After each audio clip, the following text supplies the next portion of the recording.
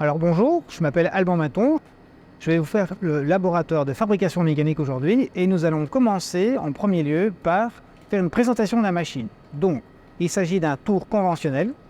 Ce tour conventionnel, c'est un tour avec un banc parallèle. Première chose la plus importante, c'est ici le mandrin. Un mandrin 3 morts sur lequel est monté 3 morts durs qui sont donc en acier dur. Ce sont des morts avec des dents qui permettent de serrer la matière bien plus fort qu'avec un mort doux qui va juste épouser la pièce que l'on va usiner. Ensuite, deuxième partie, on a ici le chariot. Le chariot qui se déplace sur le banc parallèle. Donc ici, on a les manivelles qui permettent de déplacer le chariot soit de manière longitudinale, donc dans le sens de la longueur de la pièce, soit de manière transversale, ici, sur le diamètre de la pièce. Sur ce même chariot, on a un petit chariot qui permet de prendre des passes sur la longueur de manière plus fine ou, en l'inclinant, de pouvoir soit faire un cône, soit faire un filet si besoin en est. On a ici la poupée mobile. La poupée mobile, elle est équipée avec une pointe tournante. La pointe tournante va permettre de faire un montage qu'on appelle un montage mixte, donc une pièce serrée dans le mandrin avec l'effort de coupe qui sera repris par cette fameuse pointe tournante. Cette pointe tournante peut être remplacée par un mandrin dans lequel on vient fixer une mèche à centrer, un foret, un tarot. Alors, cette machine, bien qu'elle soit complètement manuelle, est équipée d'avances automatiques. Donc plutôt que de devoir se déplacer à la main, chaque fois en donnant des à-coups sur la manivelle, on actionne une avance qui permet que le chariot se déplace soit de manière longitudinale ou soit transversale, de manière automatisée, avec une avance qu'on aura calculée à l'avance. On a ici, sur la machine, un tableau avec les avances automatiques pour le longitudinal et le transversal, et un tableau avec les avances de filetage.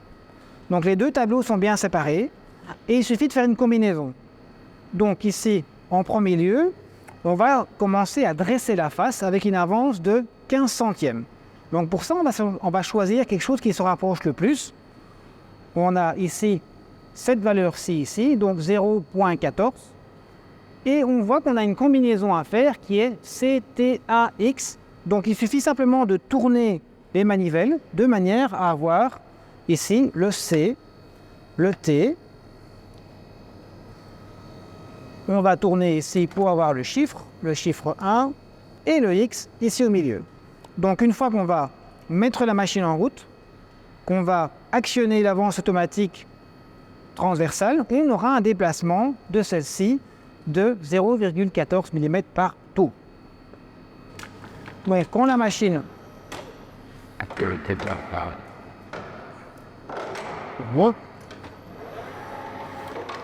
Quand la machine tourne, si on veut choisir une avance qui est longitudinale, on va venir actionner ici la commande qui va indexer la machine pour la plianderie et qui va dire voilà, je peux me déplacer de manière transversale automatiquement. Et donc là, je me déplace avec une avance de 0,14 mm par tour. Et on a la même avance pour le transversal, comme ceci. Et donc on a l'avance maintenant qui se déplace à 0,14 mm par tour.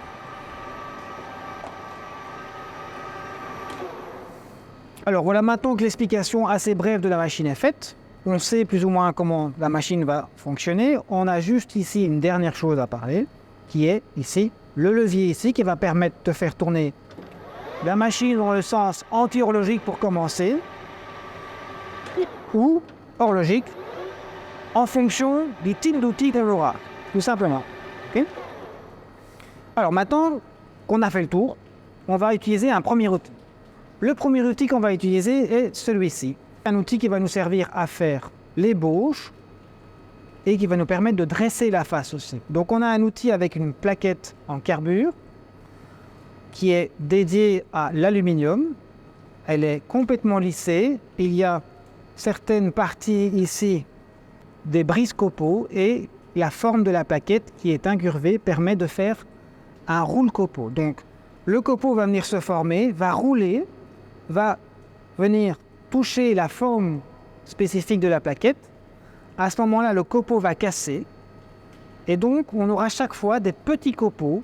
Lorsqu'on va usiner, ça permettra évidemment, par sécurité, de ne pas avoir un très long copeau comme une guirlande qui va venir s'accrocher autour et ça pourrait devenir dangereux pour l'opérateur.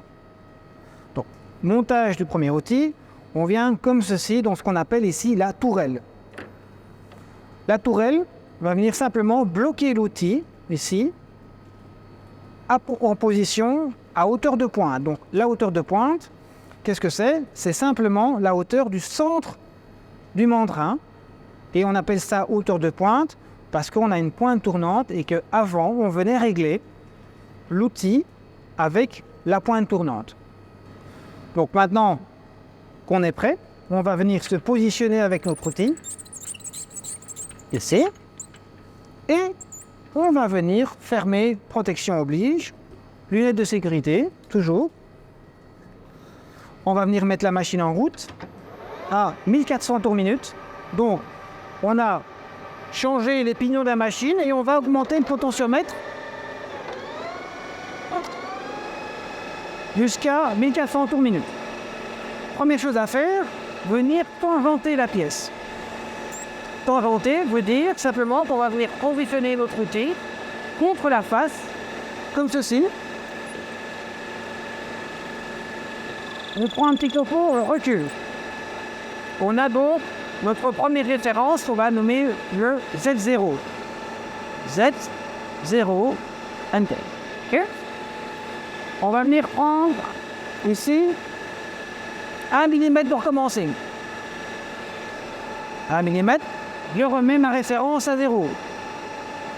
Okay. J'ai déjà pré-réglé mon avance automatique. Je n'ai plus qu'à lancer en actionnant ici l'avance automatique. Bon, maintenant, vous allez voir le copeau qui va se former. Vous voyez, le brise-copeau vient chaque fois casser la bavure de manière à ne pas avoir un copeau trop long. Voilà. Une fois qu'on arrive vers le centre, on est attentif et hop, on arrête. Maintenant, on peut venir débloquer ici notre chariot. On se recule un petit peu et on revient. On arrête la machine et donc on a déjà une face qui est dressée pour commencer. Ok? Alors, cette face étant dressée, maintenant on a une première référence Z0. On va pouvoir venir cylindrer l'extérieur parce que là pour l'instant on est en pièce brute. Si on veut avoir un beau diamètre de 60, bien cylindrique, qu'on va devoir reprendre dans les morts, il faut absolument venir cylindrer très très légèrement la pièce. Donc pour faire ça, on va ne pas oublier de changer la position ici pour les avances automatiques. Et ensuite, on va venir se positionner prêt à tangenter. On met en route, on vient tangenter le diamètre extérieur le plus légèrement possible, c'est important. Légèrement, voilà. On vient ici, on met comme quoi le diamètre correspond à 60. Dans votre méthode de travail, cylindrez le diamètre à 60 mm sur une longueur de 90 mm avec une avance de 3/10 de millimètre par tour. Donc ce qu'on va faire maintenant, c'est qu'on va venir changer l'avance pour venir mettre une avance de 3/10. Donc 3/10, donc on va prendre ici ce qui se rapproche le plus. On a donc maintenant une avance beaucoup plus rapide que tout à l'heure. Vous voyez, 0,32. On va permettre d'avoir une avance qui va casser une copeau, mais qui malheureusement va faire des grands sillons sur la pièce. C'est ça qu'on va devoir utiliser un outil de finition par la suite. Alors, Right. On a mis 60. On va prendre quelques dixièmes. Je prends quelques dixièmes. Ici. Voilà. 2 dixièmes maximum. Third position. Et the rest. Vous voyez, on a un couplet qui est assis. Et on va aller jusqu'à 90 mm. 91. On revient. Pour l'instant, on peut laisser l'outil frotter contre la pièce. Ça ne pose pas de problème. On lève. Et donc, on voit ici maintenant qu'on a commencé à venir cylindrer la pièce. On a quelques sillons ici, mais on voit que la pièce n'est pas parfaitement cylindrée. On a encore du brut ici. Vous voyez ? Donc, pour ça, il va falloir reprendre encore un petit peu, mais avant, on va venir mesurer. Donc, on prend notre pied à coulisse digital. On se positionne comme on a le plus facile. On vient poser le bec comme ceci et on vient mesurer. Donc actuellement, j'ai un diamètre qui correspond à 60 et 33 centièmes. Donc cette donnée-là, je vais la rentrer dans la machine et je vais bien évidemment vérifier pour être sûr et certain que comme je sais sur une partie, je viens prendre ma mesure sur une partie qui est déjà usinée et une partie qui est non usinée, il faudra vérifier pour être sûr et certain qu'on soit sur le bon diamètre. Donc on avait dit 60,33. On va reprendre une petite passe. On remet en route. Et on vient se mettre à 60,15. On relance. Alors, petit détail qui est intéressant à voir. Vous voyez, on a un copeau ici qui est venu se former et qui est venu se coincer entre l'outil et la face. Ça, c'est parce qu'on n'a pas assez de matière. Le fait qu'on n'a pas assez de matière, l'outil ne casse pas assez le copeau et donc vient faire un fil tout autour.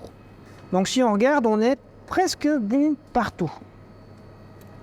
Il reste qu'une petite tache ici. Donc si je mesure ici comme ceci, j'ai maintenant... Vous voyez, je dois avoir normalement 60 et 15. Eh bien, maintenant, j'ai 60, 25. Donc, vous voyez, on se rapproche. On se repositionne à 60,15. Voilà. Et on va changer la cote pour 60,25. On remet en route. Et on vient se positionner à 60 mm.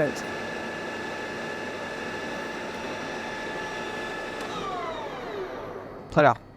Maintenant, on a facile parce qu'on a une lecture digitale. On n'a pas toujours une lecture digitale sur une machine conventionnelle. Et donc, on est obligé de travailler avec les tambours gradués ici. Le problème du tambour gradué, c'est que c'est écrit assez petit. On fait vite une erreur. Ici, quand on vient travailler sans lecture digitale, uniquement avec le tambour gradué, si on va un petit peu plus loin et qu'on se dit « Oh zut, j'étais un petit peu trop loin, qu'est-ce que je dois faire ?» Je dois venir me repositionner, donc je recule. Mais quand je recule, en fait, il y a toute une zone ici dans laquelle la manivelle finalement se déplace, mais pas la partie transversale. Et donc ça, on sait le voir grâce ici à notre lecture digitale. Donc vous voyez, si on regarde bien, malgré le fait que j'ai reculé, je ne suis pas à la bonne position. Donc je dois reculer plus loin pour reprendre le jeu et venir me repositionner correctement. Voilà. Et donc maintenant, on peut prendre cette passe.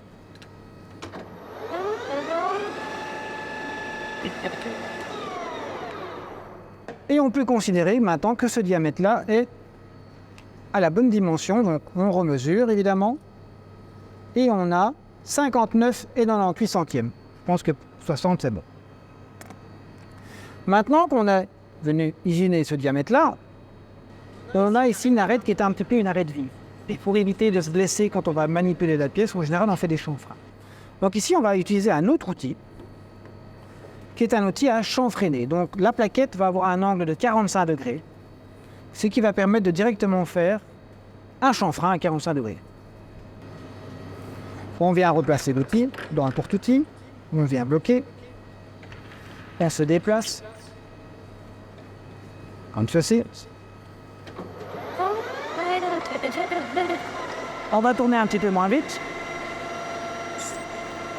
Alors, par facilité, ce qu'on fait, c'est qu'on va venir se mettre sur un chiffre rond.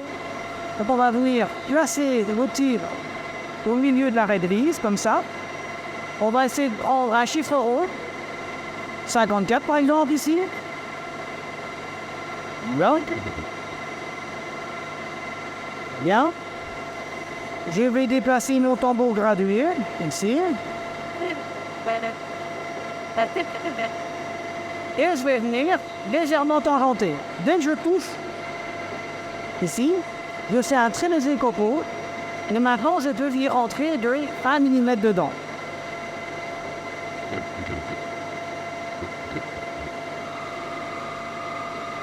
Et je ressors. J'ai donc fait un chanfrein de 1 mm sur l'arête. Alors, opération suivante. Ici, donc, dans notre méthode de travail, on a donc dressé la face, on a cylindré. Maintenant, on doit centrer et ensuite forer pour venir faire un taraudage. Pour centrer, on va venir enlever la pointe tournante, ici. On va venir placer un mondrin dans lequel on va venir mettre notre mèche à centrer. Donc la mèche à centrer, la voici. Elle a déjà un angle qui permet de venir par la suite, si on décide uniquement de centrer, de venir placer la pointe tournante parce qu'ils ont exactement le même angle. On vient la placer dans la poupée, donc je rappelle la poupée. Le cône est bloqué, on vérifie, on se déplace. Le centrage, 1400 tours. 1400 tours. Et donc maintenant, on peut venir très légèrement tourner. Voilà. On vient déplacer le tambour gradué qui se trouve ici, de manière à venir y mettre le 0. Voilà. Et on va rentrer de 3 mm dans la pièce. Voilà. Alors, en rentrant de 3 mm dans la pièce, on a déjà un très beau centre pour venir engager la mèche. La mèche qui est ici, qui est une mèche qui est directement au bon diamètre parce que par la suite on va devoir tarauder. Donc, pour venir tarauder un métrique 8, il faut forer à un diamètre précis. Là, ici, un diamètre extérieur de plus ou moins 8. C'est ce qu'on appelle le diamètre nominal. Évidemment, on ne peut pas forer 8 parce que si on fore 8, ben la vis ne va jamais se visser dedans, donc il faut forer plus petit. Mais combien plus petit? Pour ça, il y a une règle, c'est que on regarde dans une table, ou alors soit on connaît, et on va donc prendre le pas du filet, dans ce cas-ci qui est de 1,25, et on va donc prendre le diamètre nominal moins le pas, et on aura le diamètre de forage. On a un pas de 1,25, donc on ne va pas forer 6,75, on va forer 6,8, comme ça on a un diamètre légèrement plus grand, et bien le filet sera un petit peu moins pointu. Donc on vient se placer, c'est ceci. Alors, petit truc, étant donné que j'ai déjà commencé à venir ici centrer, je viens placer ma pointe sans que ça ne tourne et je mets ma mèche contre. Je viens placer ici mon 0 et donc en faisant ceci, j'ai déjà la pointe de ma mèche qui est déjà dans mon centrage, ce qui permettra par la suite de vraiment faire 20 mm minimum de taraudage. Donc on va forer un petit peu plus loin pour être sûr et certain d'avoir 20 mm de taraudage. Donc, on diminue la vitesse, on fore un métier, on est à 0 et on y va. On prend. On a déjà foré aussi 5 mm, on casse les éclats légèrement, c'est important. C'est.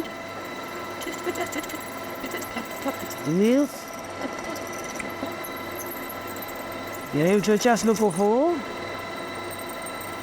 15. Je casse le popo. 20. Donc là, on a presque la bonne longueur, mais on va aller un petit peu plus loin par sécurité. Et même amateur, on va aller jusqu'à 3 mm. Donc notre trou est foré. On peut reculer la pointe.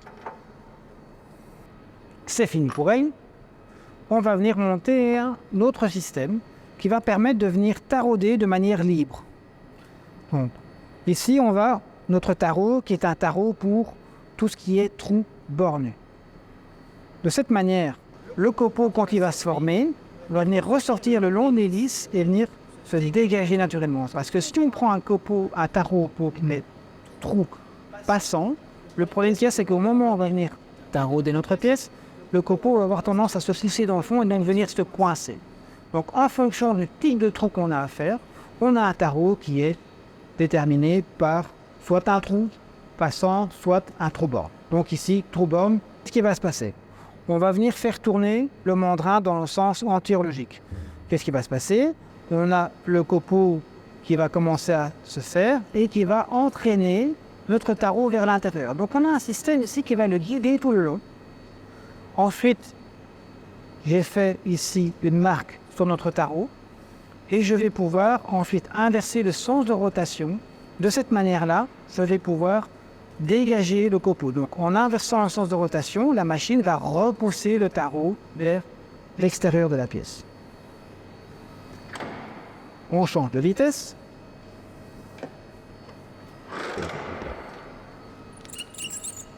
Je vais me placer.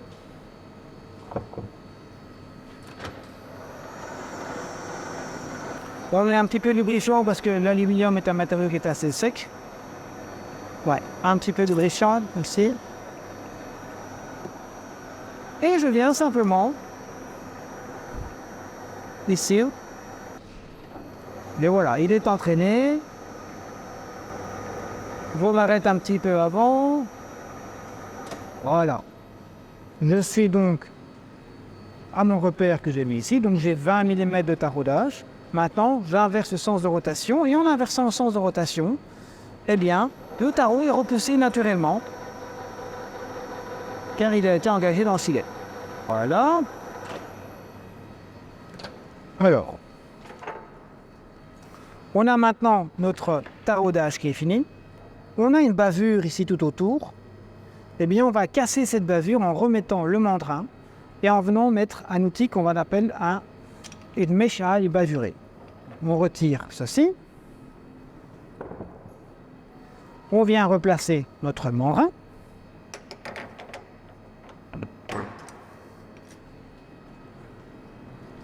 On vient donc mettre une mèche à bavurée.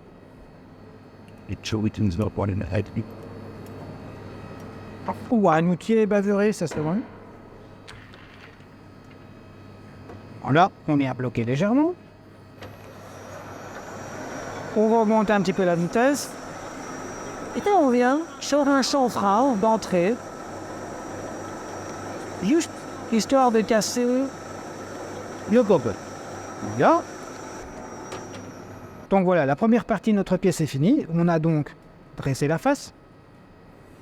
On est venu cylindrer à un diamètre de 60. On est venu faire un chanfrein de 1 mm pour casser l'arête, pour éviter donc, quand on manipule la pièce, de se blesser. On est venu centrer. On est venu forer à un diamètre déterminé qui était de 6,8 sur une longueur de plus de 20 mm. Et ensuite, on a taraudé avec un tarot trou borne de métrique 8 de manière à venir mettre une vis de 8. Donc une vis industrielle comme ici. Voilà. On vient la mettre dedans. Et donc, on est venu faire un taraudage dans notre pièce. Donc maintenant, la seconde partie ici de la pièce va être de démonter les mordures. Donc, si on regarde ici, les mordures font une légère marque. On voit les dents qui sont ici. Donc pour éviter d'avoir des marques sur notre face qu'on vient de cylindrer, eh bien, on va changer les morts pour des morts doux. Simplement parce que ce sont des morts en acier doux, comme c'est facilement usiné au diamètre que l'on désire. Donc ici, ces morts ont été alésés à un diamètre de 60, de manière à donc ne pas faire une marque sur la pièce et faire en sorte que la pièce tourne de manière concentrique. Donc, les mordous, les voilà. Ils ont plusieurs étages. On a une partie diamètre 50, une partie diamètre 60 et une autre partie pour serrer une pièce beaucoup plus fine ici. Alors, pour démonter, on met la marque du mandrin ici au-dessus. Comme ça, on a le numéro 1, le numéro 2 et le numéro 3. Parce que comme c'est un filet sur la face, il faut respecter chaque fois l'entrée du filet. Ici, là et là. Et donc, pour l'instant, on démonte. Voilà, le croix est déjà là. Et maintenant, on peut retirer le A. On n'a donc plus qu'à placer nos nouveaux morts qui sont des morts doux, je le rappelle. Alors, ces morts ont un numéro, forcément. On a le 1, 2 et le 3. Donc, si on regarde, le 1, 2 et 3 ont une progressivité dans la donne. On a donc ici le mort numéro 1, le mort numéro 2 et le mort numéro 3. Donc, il faut le placer correctement. Donc, 1, 2, 3. Alors, évidemment, si je ne place pas les morts correctement, eh bien, la pièce ne va absolument pas être concentrique. Elle va être complètement désaxée. Donc, voilà pourquoi il faut absolument respecter l'ordre des morts. On va tourner maintenant dans le sens horlogique. Et donc, on voit ici, à l'entrée, le début d'une dent. Donc, je rappelle que c'est un filet sur la face. Donc, qu'est-ce qu'on fait? Une fois que la dent est là, on recule légèrement. On vient placer notre premier mort dans le numéro 1. Ensuite, on tourne dans le sens horlogique et on va aller regarder en bas, au numéro 2, quand est-ce que la dent va apparaître. La dent apparaît maintenant, donc on recule très très légèrement. On vient placer le mort numéro 2 vers le bas. On le maintient évidemment vers le haut. Et on tourne toujours dans le sens horlogique et on va aller regarder au niveau du 3. Dès que la dent approche, qu'on vient de voir là, on recule légèrement. Et on vient placer notre mort numéro 3 et on continue de vis. Alors, si les morts sont bien mis, au moment où on aura serré toute la longueur du mort, ils doivent être tous à la même hauteur que le diamètre. S'il y en a un qui est légèrement décalé, ça veut dire qu'on a mal fait notre travail. Maintenant, vis. Voilà. Et on peut regarder donc ici, on voit que tout le mort numéro 1 est enfoncé, tout le mort numéro 2 aussi, et tout le mort numéro 3. Il n'y a pas de décalage ici, donc on est sûr et certain que nos morts sont bien. OK? Donc maintenant, on reprend notre pièce qu'on a tournée et on vient la positionner dans le diamètre de 60. Bon.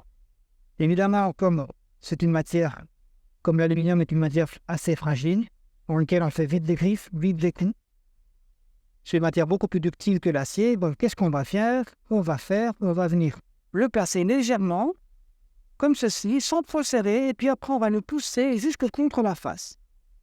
Une fois que la pièce est contre la face, je tourne très très légèrement et je viens serrer. Voilà. Je serre mon premier mort. Je serre et un deuxième mort. Et mon troisième mort pour être sûr. Alors, on est sûr et certain maintenant que la pièce est bien tenue. Si je fais tourner, alors, évidemment, il ne faut pas regarder de ce côté-ci, parce que forcément, comme la pièce est brute, elle voit. Mais si on regarde de ce côté-ci, on voit que la pièce trouve parfaitement concentrée. Alors, les morts ont été faits de manière à ce qu'on sache placer le pied à coulisse pour venir mesurer la longueur. Vous voyez? Donc là, on voit en brut, on a 153,75. La pièce finie doit faire 150 mm, donc on a 3,75 mm à retirer sur la face. Donc là, même opération qu'au départ, où on va venir dresser la face de manière à retirer le surplus de matière. Donc on vient placer notre outil qu'on a utilisé en premier, donc l'outil A débauche pour dresser la face. On va s'approcher. 1400 mm. Pour dresser la face, on vient simplement auditionner, mais encore une fois, un outil pour faire la passe. Alors, on fait l'outil. on vient sur notre Z et on met 0 pour commencer. OK? Ensuite, on va prendre 3,75. Je peux travailler la main. 500 red. L'état de first, tu vas passer pour sentir. Tu vas avoir un état de face qui va être très abîmé. Et non, c'est pas le but. Mais ici, on est en ébauche. Donc, pour l'instant, ça n'a pas d'importance parce que la piste n'est pas encore peut-être finie. OK? On va travailler avec l'avance. On est ici. Non, là, tout à l'heure, on avait une avance de 3 dixièmes. Je vais remonter une avance de 3 dixièmes de la face à la vitesse que ça va par rapport parce qu'on a fait tout à l'heure en premier lieu qui était avoir une avance de 0,15. Donc, on reprend un millimètre. Tu as regardé 3 dixièmes d'avance, ça, c'est pour un nombre que ça peut. Oui, donc on a un copain qui veut beaucoup plus loin. Mais on a un copain qui casse plein de mieux. Oui? Donc, sur une machine conventionnelle, on va avoir tendance à travailler avec une avance plus petite, 0,15 comme au départ. Parce que si on travaille avec une avance de 3 dixièmes, on a des copeaux qui volent partout. Une machine conventionnelle, comme elle n'est pas fermée, eh bien, par la suite, ça fait beaucoup de nettoyage. Ça risque d'envoyer des copeaux qui sont chauds sur les autres tourneurs qui sont dans le coin. Donc, on va plutôt réserver les grandes vitesses d'avance à des machines complètement fermées, comme des machines à commande numérique. Mais vous voyez bien que ça fonctionne très bien. On a un très bel état de surface malgré tout. OK, bon. OK. Maintenant, c'était reparle. Faut 5 dixièmes. Donc, tu as arrêté. On sort notre outil et on vient mesurer. Donc là, on a mesuré qu'on avait 151 et 25 centièmes. Donc, on va venir mettre Z, 151,25. On met en route.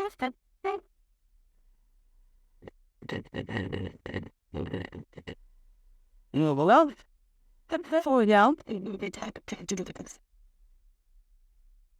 Et on a donc une pièce qui est à 150 mm de long. On va venir centrer. Alors pourquoi est-ce qu'on vient centrer maintenant? Parce que maintenant on va utiliser la pointe tournante. La pointe tournante, elle va être là pour reprendre l'effort de coupe. Parce que si vous regardez bien, on a quand même une pièce qui sort des morts du mandrin de 130 mm de long. Donc quand on va venir prendre de la matière en cilindrant, on va créer un effort de coupe qui va faire que la pièce va légèrement se déformer. Et en se déformant légèrement, on va faire un cône naturel. C'est pas intéressant pour nous, donc on va venir mettre notre mèche à centrer, faire un petit centre. Ensuite, on va démonter notre mandrin et venir placer notre pointe tournante qui sera là pour reprendre les efforts de coupe pour tourner une pièce qui soit cylindrique. Hello, now. Well. Very well. But the what? Et on va venir ici comme mandrin. Et on va venir prendre notre pointe tournante. Alors pourquoi est-ce qu'on appelle ça une pointe tournante? Simplement parce qu'il s'agit d'une pièce ici sur laquelle on a différents coups qui est montée sur un roulement.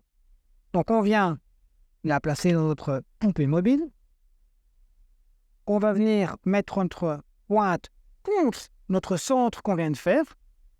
Et donc pourquoi est-ce qu'elle est montée sur un roulement? Parce que si la pièce devait tourner et que cette pièce-ci devait être fixe, finalement cette pièce-ci s'userait. OK? Donc on vient bloquer la pointe. Donc voilà. Donc ici maintenant on a ce qu'on appelle un montage mixte. Serré dans le mort et avec l'effort de coupe qui est repris par ici la poupée mobile.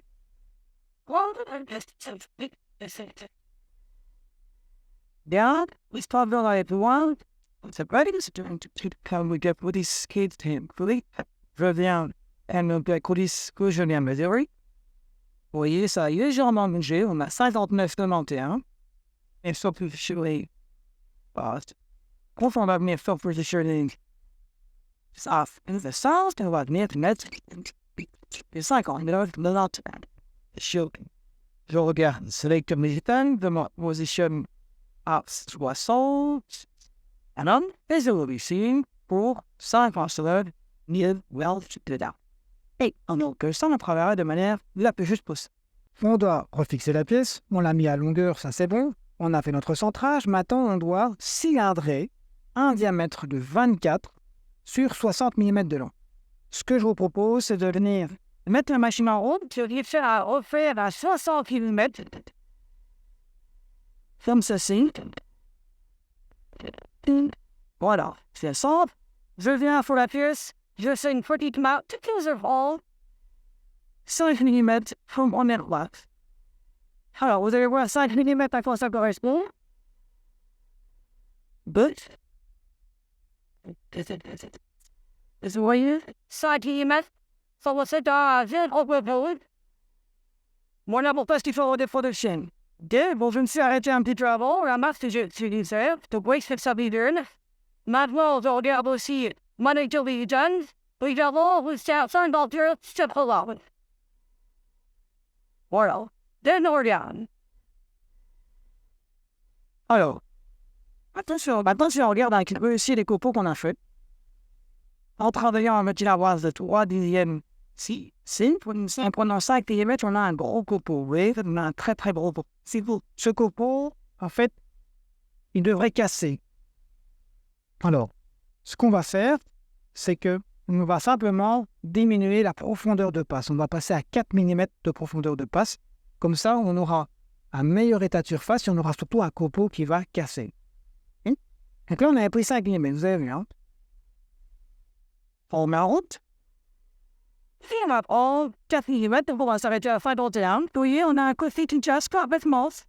Et j'avais sur l'opérateur, 28 heures. Et ça va être là, donc. J'ai un bas de l'âne, de l'histoire. C'est un bon nerd. C'est un formation, c'est un top. C'est un renard. Et donc maintenant, on est parti pour débiter la pièce jusqu'à un diamètre de 25 mm. On laissera refroidir très très légèrement la pièce. On va changer d'outil pour mettre un outil de finition. Ok, on est arrivé maintenant à un diamètre de 26 mm. On va finir maintenant ce diamètre jusqu'à 50 cette longueur, jusqu'à 59 mm. Voilà. On va regarder le point. Et sûr, on a été un petit peu fort, mais voilà, c'est là, on regarde. Bon, side halt list. Et on a ça. Fait comme ça, moi là. Et on va venir pour de rester de terrasse. Bon, voyez, on a une classe qui est très long. Qui est avec tout that out of dog. Et on a venir pour d'avoir voir de rester de spot. You see? Voilà. Bon, tu tiens la photo tout ça, parce qu'on est venu reprendre sur la face 15 centièmes. On change d'outil. Et on prend un outil de finition ici. L'outil de finition par rapport à l'autre. Qu'est-ce qu'il y a comme différence? Mais on a le moment de la quête. On peut pas un petit peu de deux outils ici. On a un outil ici avec un angle très usé. Un copeau ici. Un faisant ici de plaquette de 0,6. Vraiment un outil qui est vraiment fait pour retirer beaucoup de matière. Mais regardez, oui, on a une queue. On a 4-5 mm à la passe. Chez chaque fois, on a un copeau de CSA et que c'est immense. Maintenant, ici, on a un outil de finition avec une plaquette de 2,04. Donc, un outil pour de boîtier. On a toujours un copeau et on a toujours un 18 copeaux. Mais évidemment, avec le devis-là, on va faire l'idée de prendre une trop gros espace. Donc, c'est pour ça qu'on va plutôt les réserver à la finition. On va venir simplement, comme ceci, placer notre outil contre la face. Nous change Z0. Maintenant, on doit faire la même chose pour le diamètre extérieur. Donc, on sait qu'on a plus ou moins 26. Donc, on va légèrement tangenter. On va venir prendre une passe, on va venir mesurer. On va noter dans l'X le bon diamètre et ensuite, on va pouvoir finir ce diamètre, qui est donc le 24 sur une hauteur de 60 mm. C'est OK? Je vais changer la bande. L'histoire d'avoir un état de face mieux. Meilleur. C'est pas moi parce que t'as vraiment, on va faire les jaquettes de jolly, de jaquettes de all jet, mais si les jets de même à l'as. Et bien, on va se donner de sinon, bien, on devait mettre une avant de puis on va d'option for CPI, right, first, hello, tips. Pour diamètre 26, sachant qu'on va devoir sortir cette fois-là.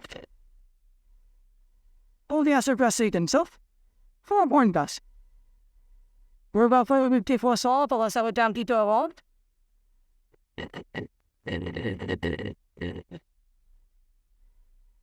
Le voyons, on va dire, on a déjà de surface de dans tout le genre. Et le voit, il y a bien haut de la pièce de la main. C'est ça, c'est là.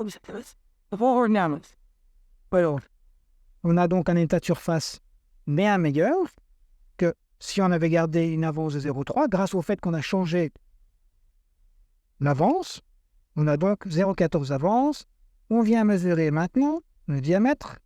Alors, on a un diamètre de 25,80. OK? On vient donc ici 25,80.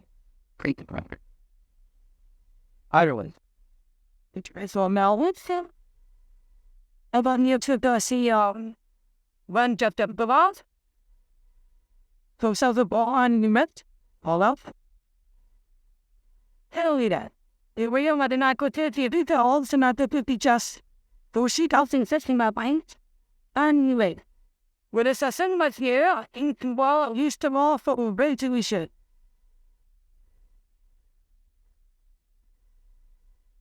If you had done to travel, will you let us I don't eat Johnson? Not always the for whole last off.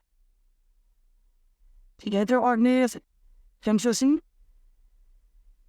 toujours vérifier. On a donc au pied à coulisse 24,79 comme ce qui est indiqué là. Okay? Bon, comme on a une tolérance sur notre pièce de 5 centièmes, ça va être assez facile finalement de mettre la pièce à un bon diamètre. On remet en route. We on the level the war to be just. And yet it's him until we do there. Route side again. Again, and all that for what's it doing in house scene so I did have it done. The hills of a bubble and demo. No right on now of this girl is for us all.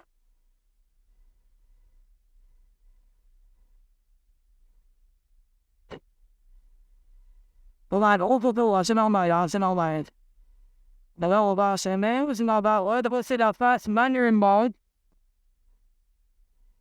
What else? There you go.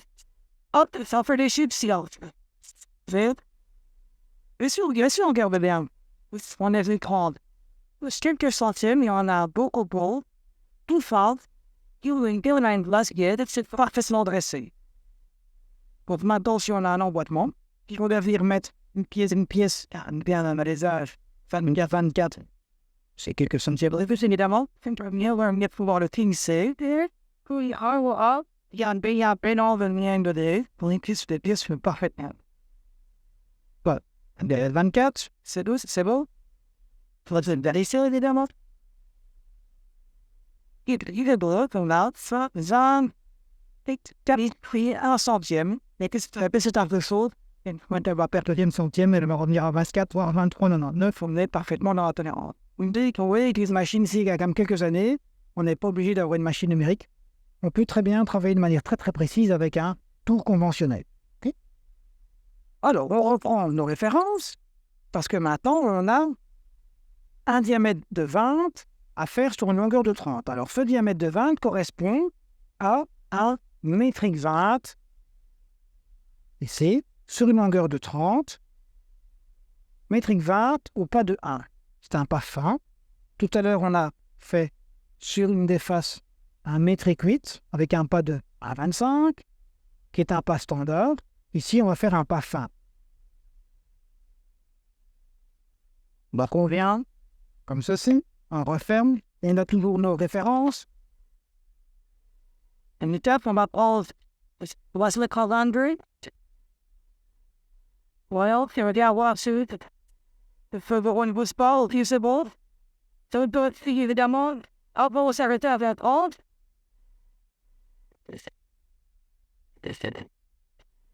They want to set that around on that, how did it? For a public questions. Well on. Why did Jeff for a while? Well down. Or what is a met? I'll never remember. C'est-à-dire au diamètre de 20 mm, on a all these mètres sur le gas ici, on a tout un British touch of bus. Portrait d'Australie, il est appris face, ça me sert plus à rien. Parce qu'on va devoir faire un filet de cette façon et nous allons mettre des pointes.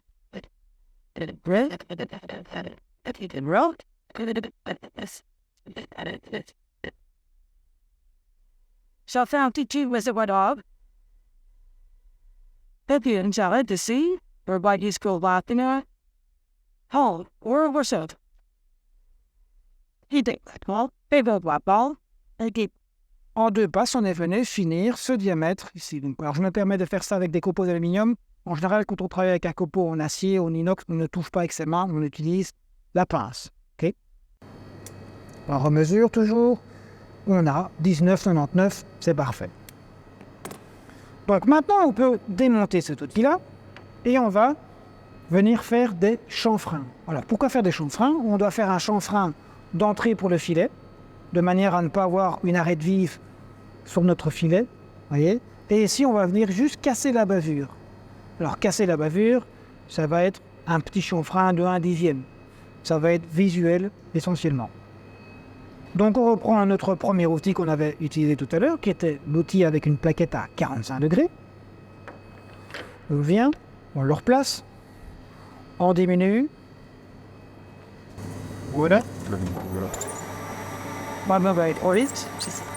Et alors, ça, c'est entièrement visuel. Donc, on va venir placer la pointe de l'outil, là où ceci, légèrement. Presque comme si on voulait toucher le diamètre qu'on venait d'étirner. Et on va se déplacer avec, ici, le charbon, l'once volumineux. Et on vient légèrement casser. Alors, le but, évidemment, n'est pas de faire un gros chanfrein parce que c'est pas ça qu'on nous demande. On demande simplement de casser la bavure. Bon, c'est souvent le tournoi qui décide de faire le deuxième boxeur à l'heure, évidemment. Ok, mais pour celui-ci, évidemment, on va passer autrement. Donc, ce comme ça, c'est qu'on fait mettre toujours un chiffreux. Là, on va se mettre 15, par exemple, voilà. Je vais venir déplacer ici le transversal. Il va se venir à cadre. J'ai un très très léger copeau. Donc maintenant, l'unité est plus trop l'arrête que l'on vient de gérer. Et on peut rentrer des 1 mm et demi dedans. Bien. 14 mm, le rebel risque 13,5. Ça. Yep, je ressors directement sans laisser l'outil chanter contre la face. Là, on a donc ici une bavure qui est enlevée grâce au fait qu'on a cassé la bavure. Et on a fait un chanfrein d'après de notre filet de 1 mm et demi. Autre opération, la sortie de filet. Donc on va faire une sortie de filet avec un outil à gorge à rayon. Ici. Alors, à quoi va servir la sortie de filet? Comme son nom l'indique, ça va être une sortie pour que l'outil puisse être dans le vide et qu'on puisse venir casser la spire. Donc on va avoir une spire à l'entrée. Bon. Quand on va faire le filet, on va venir faire un signal, donc qui va créer une spire. Et puis cette spire, finalement, il faut la casser de manière à pouvoir sculpter votre écrou juste au bout sans qu'il soit arrêté par la fin de la spire. On vient se placer, Z. C'est là-haut. Et puis on ressort de l'outil. Je me déplace jusqu'à 30 mm. On diminue la vitesse. Tell when the new pursuit, Star Hunter, all this diamètre. Même sur Marnix, c'est aussi diamètre 20. Et on a fait que tu vois jusqu'à un diamètre de 10 mm, on peut voir jusqu'à 10 mm, et on ressort simplement. Et ne traîne pas. C'est ça manuellement, pas besoin d'utiliser l'avance. Vous voyez? Il tape off. Hop, me ressort. On a une belle petite filet qui a été faite avec un rayon de 2. L'opération la plus délicate qu'on va faire maintenant, ça va être de faire le filet. On va venir utiliser un outil à fileter avec un angle de 60 degrés. Pourquoi? Parce que je rappelle qu'on fait un filet métrique, on a un angle de 60 degrés avec un pas de 1 mm. Donc, chose à ne pas oublier, c'est d'aller modifier ici la peignalerie de la machine de manière à venir mettre un pas de 1 mm. Donc ici on avait pour le premier tableau tout ce qui était avant le chariotage qui est en bas. On a un deuxième tableau aussi pour tout ce qui est avant de pistage. Vous vous rappelez une avance de pistage, elle ne se donne pas avec cette niveau-ci. C'est une commande d'avance automatique de chariotage et de cilindrage, mais en venant enclencher directement la peignalerie sur la vis mère. La vis mère, c'est la vis qui est directement mise en contact avec la peignalerie de la machine. Et maintenant, on vient passer pour commencer notre étude. On vient regarder un pas de 1 mm ici, on le trouve là. Hein? Alors, le principe du filet, comment est-ce qu'on va faire ça? On va venir, avec notre outil, mettre des références sur le diamètre et sur la longueur. On va venir prendre nos passes chaque fois avec le transversal. Donc, il faut chaque fois retenir où on se trouve et chaque fois plonger un petit peu dans la matière et faire notre filet en ne débrayant jamais la vis mère. Parce que si on débraye la vis mère, on ne tombe jamais au même endroit. Donc on risque de faire des filets à plusieurs entrées, c'est pas ça qu'on veut. On va faire un filet à une seule entrée. Donc qu'est-ce qu'on fait? On vient se placer comme ceci. Et on vient enclencher la vis mère. Donc là, on est directement branché sur la vis mère. Donc, une fois qu'on aura fait notre tasse, il n'est pas question de venir faire ceci, de retirer l'outil et de revenir. Parce que comme on demandera un tour, il ne sera jamais sur le filet quand on va vouloir reprendre notre pack suivant. Ok? Voilà. Alors, la difficulté de faire un filet ici sur ce genre de machine, sans débrayer, c'est que, arrivé dans la sortie de filet, il faut dégager l'outil et inverser le sens de rotation de manière à ce que simplement l'outil revienne à sa position. Donc en fait ça fonctionne un petit peu comme une vis. Quand vous prenez une vis et un écrou, vous tournez l'écrou, si vous voulez que l'écrou revienne, vous devez dévisser l'écrou. Et bien en fait, quand on vient engrainer la vis mère, ici, c'est ce qu'on fait. On vient mettre un écrou sur la vis, on va avoir visser dans un sens, mais si on veut retourner à notre point de départ, on ne peut pas grignoter votre écrou, mais venir le remettre à l'entrée. Donc ce qu'il faut faire, c'est simplement inverser sur vos rotations.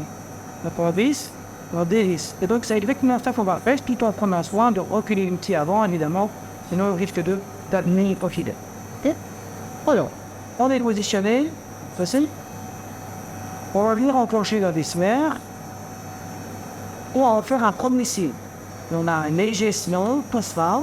Alors maintenant, est-ce que c'est le wing qu'on va faire? C'est qu'il va simplement le vérifier avec un peu de cylindre. Oui, sortie cylindre, ça rejume l'outil à l'aise, jamais de force de rotation.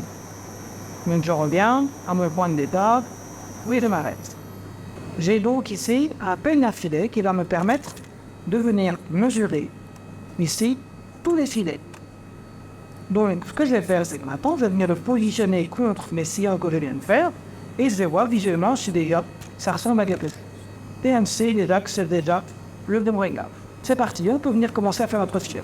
On va utiliser de l'huile émulsionnable. Donc c'est de l'huile qui est mélangée avec de l'eau, 95% d'eau, 5 d'huile. Ça va permettre de lubrifier légèrement la pièce comme un peu fixe pour éviter que le copeau ne vienne se coller contre la plaquette. Parfait. Et on dépasse de 2 dixièmes. Pause.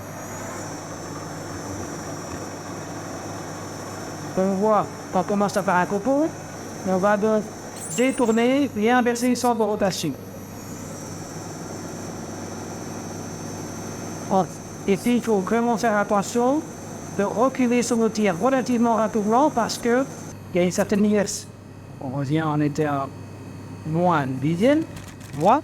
Et donc on va aller jusqu'à moins 4 dixièmes. Et on dépasse cette ceci, comme ça on va chercher du moins à 1 mm. Et ensuite on va vérifier. Alors comment est-ce qu'on va vérifier? On va vérifier avec un calibre à filet. Un calibre à filet, qu'est-ce que c'est? C'est simplement une pièce qui a été développée pour que tout le monde fasse le même filet métrique 20 ou pas 2. Dernière fois d'avoir vérifié.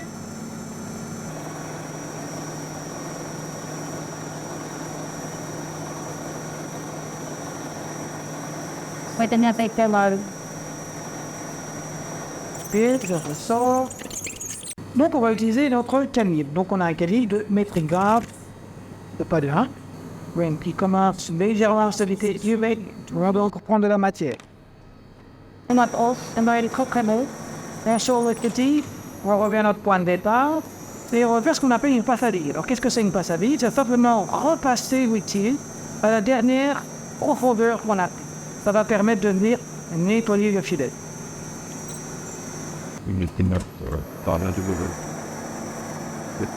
Vous voyez, malgré le fait que c'est une passe de finition, on est revenu à la déjà dit tout à l'heure, et on va faire un petit peu de sport.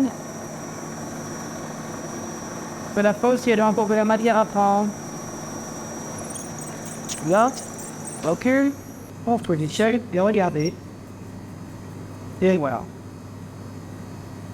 On service, répètement, jusqu'au bout. Alors, seconde partie, maintenant, c'est la fabrication du cône. Donc, comment est-ce qu'on va faire le cône? Donc, si on regarde bien, on a des déplacements ici qui sont des déplacements longitudinaux, transversales, mais ici, on va faire un cône. On ne sait pas faire les deux mouvements en même temps. Bon, pour ça, on va venir incliner le petit chariot à 30 degrés. Et on a ici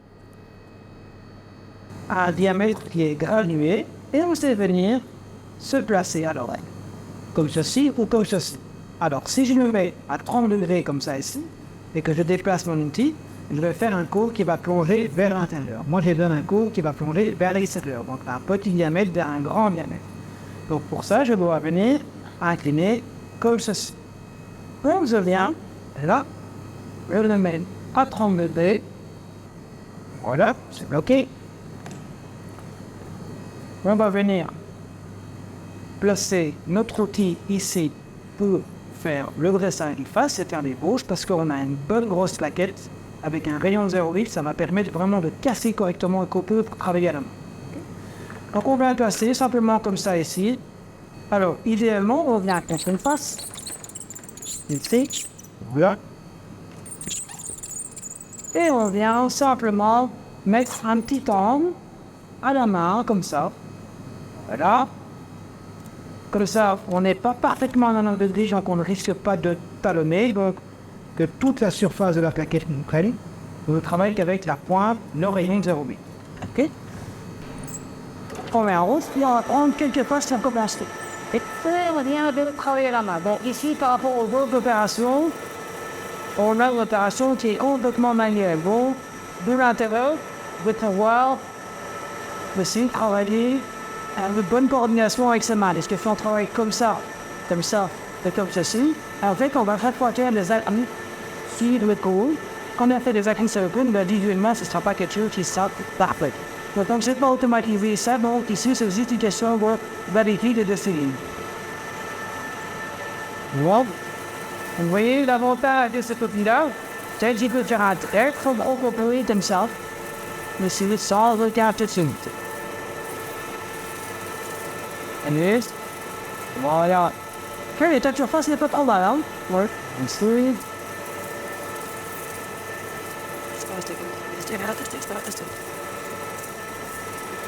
On va pouvoir augmenter un petit peu la vitesse.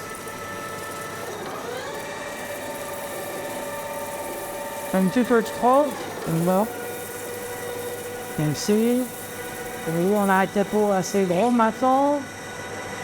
On revient. Oui, vous voyez, l'équité se fait doucement. Alors, on évite de prendre les copeaux à ce stade-ci avec sa main. Et donc, vous voyez que la profondeur de passe pour l'instant, vous dites, hein, un petit peu de ça, vous n'avez pas beaucoup de tout. Est-ce que j'arrive à mettre bien net de 24? Je retire le copeau.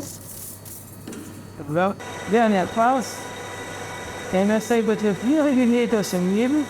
Voilà. Et on avait du standard là-dedans. Oui, bien. On peut considérer que notre pièce est finie. On a donc tourné, pressé. On a foré. On est venu faire un filet. On est venu faire un champ-freinage. On est venu faire une gorge à rayon. Puis on est venu faire un cours, tout ça sur une machine conventionnelle. La dernière partie du labo pour finir notre pièce, ça va être de venir fraiser 4 plats et 2 rainures. Et comme ça, je pense qu'on aura fait le tour de la fabrication mécanique à notre niveau ici.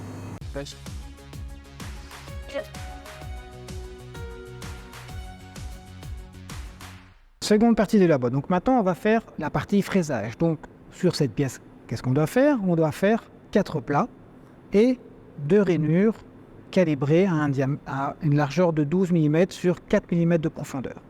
Donc pour ça, on va utiliser cette machine-ci. C'est ce qu'on appelle une fraiseuse d'outilleur dans notre cas. Donc ce n'est pas une machine conventionnelle parce qu'elle est équipée d'une commande ici qui permet de piloter la machine en créant un programme. Donc c'est déjà une machine à commande numérique mais plus d'outilleur. Donc ce qu'on va faire ici, c'est qu'on va juste faire une présentation très rapide. Il n'y a pas de manivelle réellement sur cette machine-ci. On a donc ici un seconde partie du labo. Donc maintenant, on va faire la partie fraisage. Donc sur cette pièce, qu'est-ce qu'on doit faire? On doit faire 4 plats et 2 rainures calibre 12 mm sur 4 mm de profondeur. Donc pour ça, on va utiliser cette machine-ci. C'est ce qu'on appelle une fraiseuse d'outilleur dans notre cas. Donc ce n'est pas une machine conventionnelle parce qu'elle est équipée d'une commande ici qui permet de piloter la machine en créant un programme. Donc c'est déjà une machine à commande numérique mais type d'outilleur. Donc ce qu'on va faire ici, c'est qu'on va juste faire une présentation très rapide. Il n'y a pas de manivelle réellement sur cette machine-ci. On a donc ici un étau parallèle. On a ceci un fourreau avec lequel on peut venir donc, placer une mèche et on peut venir forer si on veut. Et le Z sera là. Et les manivelles sont remplacées ici par qui permettent de descendre la machine en mode avance ou en mode rapide pour orienter pareil X, c'est-à-dire et le Y comme ceci. Donc ici en fait on a 3 axes à gérer par rapport à nous on a ce qu'on appelle une manivelle électronique donc qui permet sans la commande manivelle électronique de déplacer un axe choisi. Donc là ici j'ai l'axe X et un choisi l'axe Y positionné simplement pour l'axe Z. Donc là je peux me noter et donc on va pour prélever ce conventionnel. Ici on est sur on peut très bien travailler manuellement sans aucun souci. Donc la première chose à faire c'est de placer la pièce dans l'étau. Pour faire ça, on va venir placer notre pièce ici sur 2 cales qui sont des cales rectifiées parallèles. On vient positionner simplement comme ceci. On ouvre notre étau et on vient serrer la pièce. Vous voyez, comme ceci. Je suis un petit peu haut. Donc ce que je peux faire, c'est retirer une et me placer comme ceci. Donc vous voyez, là, je serre que le centre de la pièce. Donc en serrant, la pièce ne va pas avoir tendance à remonter. Lorsqu'il va avoir un effort de coupe, elle va avoir tendance à être poussée vers le bas. Donc, je suis venu mettre ici une pièce supplémentaire, vous voyez, qu'on appelle une butée. Donc cette butée, à quoi va servir? Elle va venir servir simplement à mettre les références, le X0 et le Y0. Alors pour ça, je viens placer ma pièce contre, légèrement. Je viens serrer ici. Une fois que la pièce est contre, je serre un peu plus fort, donc c'est un étau à serrage hydraulique. Et je vais venir prendre mes références. Alors comment est-ce que je vais faire pour prendre mes références? Je vais venir mettre un centreur. Alors comment fonctionne le centreur? On a 2 pièces ici complètement rectifiées, qui ont un diamètre de 10 mm. On fait tourner, pour commencer, notre centreur à une vitesse maximum de 500 tours par minute. Et au fur et à mesure que je vais me rapprocher de la référence que je veux trouver, la partie du bas qui est mobile va commencer à tourner de manière plus en plus concentrique, jusqu'à un moment où elle tournera concentrique à l'œil lors du tournage. Alors, on peut bouton ici, oui, facteur de subdivision 3, donc c'est simplement ici, on se place là, comme ça, ici, faire le X pour commencer. Donc je me place en dehors, ici, Voilà.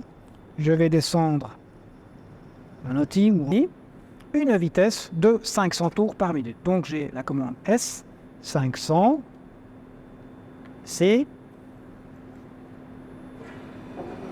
La machine change.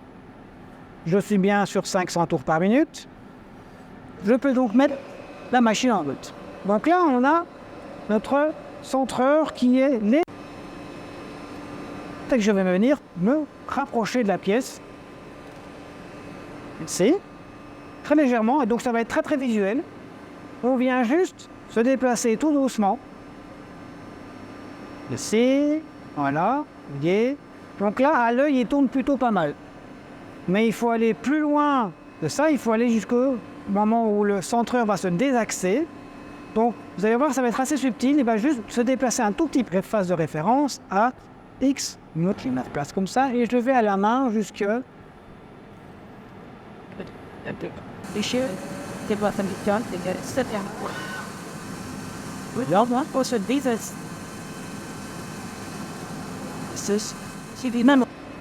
On a vraiment l'axe qui est vraiment désaxé, évidemment. Le centreur qui est désaxé, pardon. Y, 0. Sans compensation. On va se mettre en maximum. Et on valide comme ça. Donc si j'appuie maintenant sur... Ce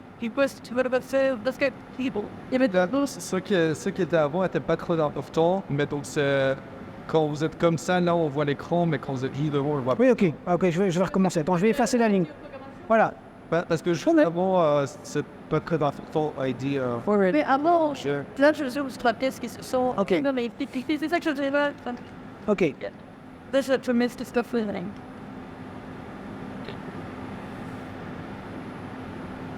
Donc ici, il y a une commande qui est assez intéressante sur une machine qui est de ce type-ci, donc commande numérique d'outilleur. Plutôt que de devoir se déplacer à la main pour les deux axes, on peut venir simplement programmer un petit déplacement. Donc on va venir employer la fonction ligne. Pourquoi ligne? Parce qu'on doit se déplacer le long d'un axe.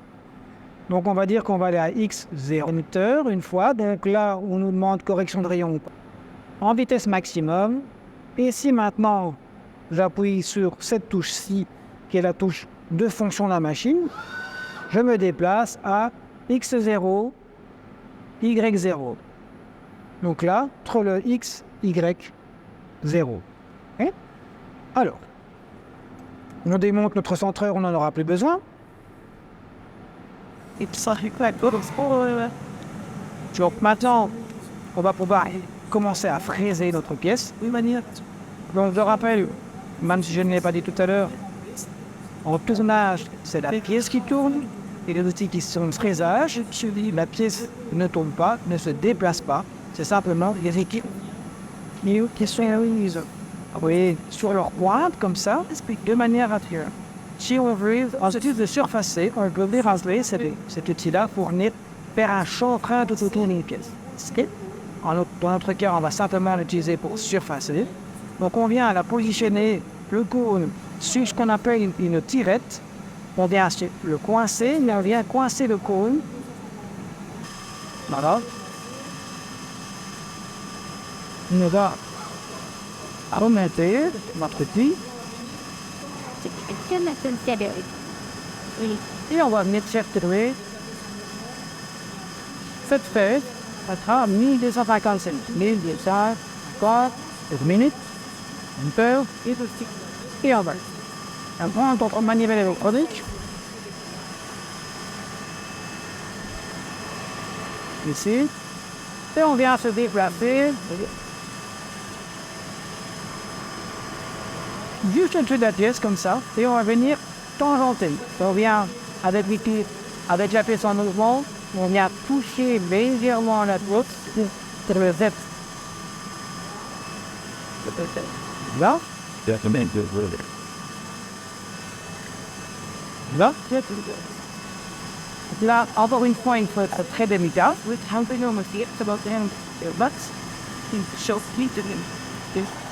Très prélevé, oui. Tomber là. Voilà.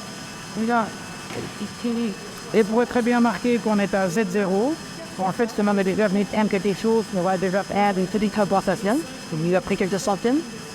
Donc, je vais mettre en manuel que je suis about bête, moins, et après ça, ça fait. Bien.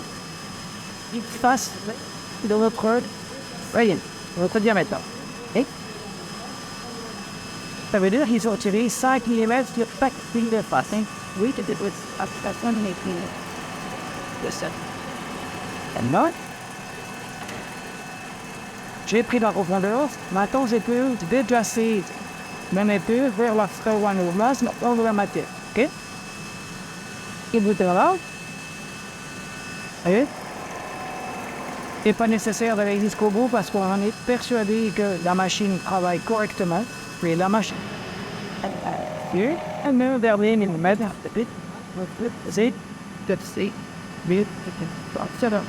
petite façon. Et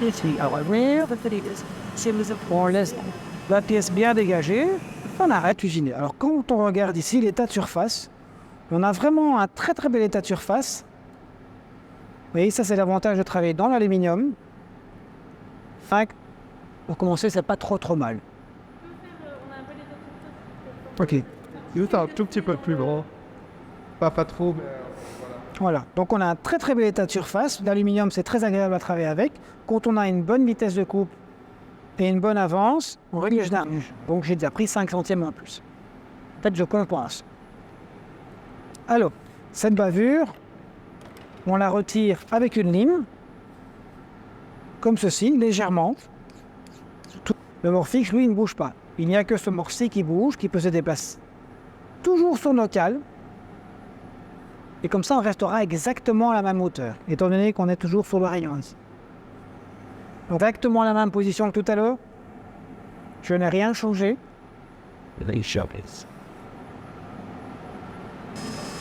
Je reprends ma manivelle ici. J'ai traduit plus rapide. Donc, je me remets à 4,5, moins 4,5, comme ça je vais pouvoir mettre le. Je remets en route la machine. Je viens comme ceci. Prendre 4 mm et demi, mettre en une fois. Allez voir. Oui. À part le fait qu'il y a un plus gros copeau, ça ne change absolument rien. On n'a pas l'impression que la machine a du mal ou qu'on caisse. On vient contrôler.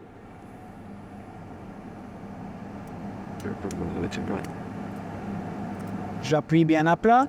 Je remonte 55,50. Donc c'est bien le 5 dixième qui me manque ici. Je me repositionne en manivelle électronique sur l'axe Z. Voilà. Ok, donc maintenant on a déjà 2 faces qui sont faites et qui sont perpendiculaires. Maintenant on va faire une 3e face.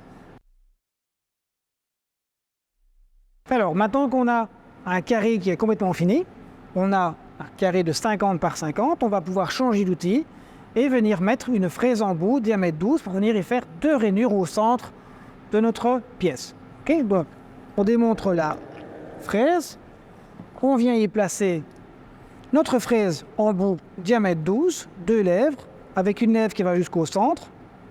Donc éventuellement on peut même forer avec cette fraise-là. On vient la placer dedans. Voici. On vient se placer donc, à Y-25 manuellement. Donc on reprend notre manuel électronique. On se place comme ceci à moins 25. Donc d'où l'avantage d'avoir déjà pris nos références tout à l'heure. Hein. Et on va venir utiliser un palpeur pour la hauteur. Donc ici on a un palpeur avec une diode qui va permettre de déterminer la hauteur de la fraise par rapport à la pièce. Dès qu'il va y avoir un contact électrique, la diode va s'allumer. Et regardez, la diode va s'allumer. Bon, je peux considérer maintenant que le nœud de la fraise par rapport à la surface de la pièce qu'on vient de cuisiner se trouve à 50 livres.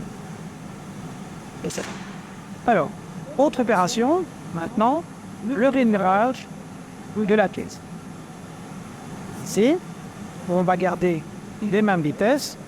8,50, 500 mm d'avance. Il faudra juste créer un petit programme de ce site plus rapidement. Ça va aller très très vite. Vous allez voir. Donc, justement, pour l'introduction manuelle, donc ça veut dire qu'on va pouvoir mettre quelques lignes de programmation pour demander à la machine de travailler elle-même sans donner quelques opérations à faire manuellement. Et on va déterminer qu'on a un outil, ça nombre est égal à 0, puis il a un diamètre, un rayon de 6. On a défini. Maintenant, on va devoir dire à l'outil où il doit se placer. Donc là, pour l'instant, on est à 7,2 mm. On doit plonger dans la matière. Et bien, loin. Toujours. On va mettre une avance de 300 mm. On va faire une ligne, cette ci qui va déplacer les tuyaux dans la matière jusqu'à sortir.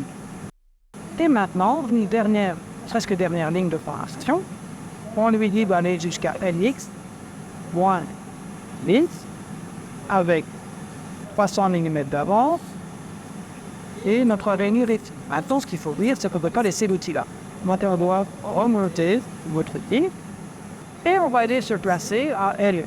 Lins. Maintenant, le sort. On va aller avec d'autres petites lignes de programmation qui sont très simples. C'est ça qui fait des lignes et des coordonnées. La machine va exécuter. C'est cette partie du programme de chip. On va travailler bloc par bloc. Donc chaque fois qu'elle va devoir appuyer sur le bouton MC ici, la ligne va venir se... Qu'est-ce qu'on va faire? On va plonger jusqu'à Z-1. Et plonge jusqu'à Z-1. Donc là, il va jusqu'à LX-10. On a des efforts de 4 mm. Ici dans le tout. On peut retourner la pièce. La fonctionner. Et ça s'adapter. Le verrouille s'installe. Et on y a simplement rapide ici. Et ici, c'est la machine qui va fixer elle-même sans qu'on ait quoi que ce soit à faire. Et c'est ici, c'est upward.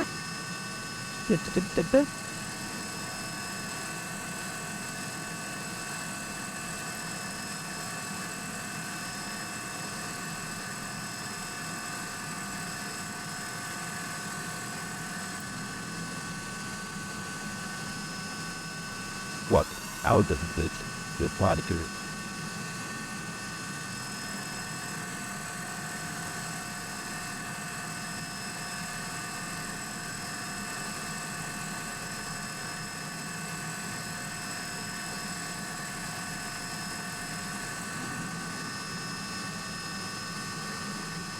Donc voilà, maintenant on a fait notre deuxième rainure. Ça a été tout seul étant donné que le programme avait déjà été fait à l'avance. Donc la pièce est finie.